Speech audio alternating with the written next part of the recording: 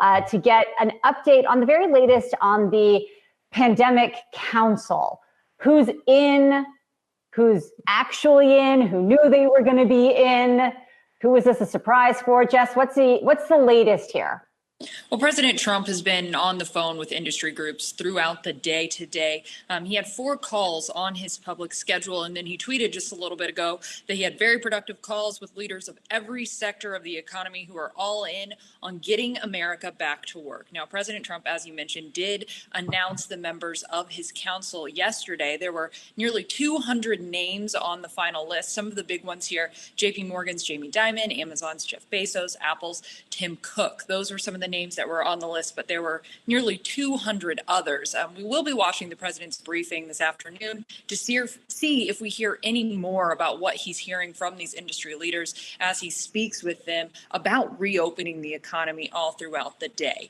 Another issue that is getting a lot of attention here in Washington is the president's decision to halt funding for the World Health Organization. He says he wants to put a hold on that funding until they can review the World Health Organization's handling of the coronavirus crisis. He has been very critical of the WHO, but Democrats are saying that he's trying to deflect blame from his own administration. House Speaker Nancy Pelosi put out a statement saying it was senseless, it was dangerous, and it is illegal. She says it will swiftly be challenged. We also talked to Senator Gary Peters this morning, a Democratic senator from Michigan, and here's what he had to say about this move.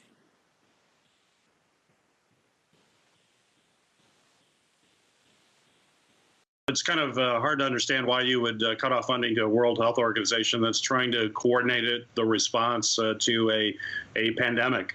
We should be all working together. The global community needs to come together to be able to deal with this. And I would hope that we could all work together to make sure that that's happening.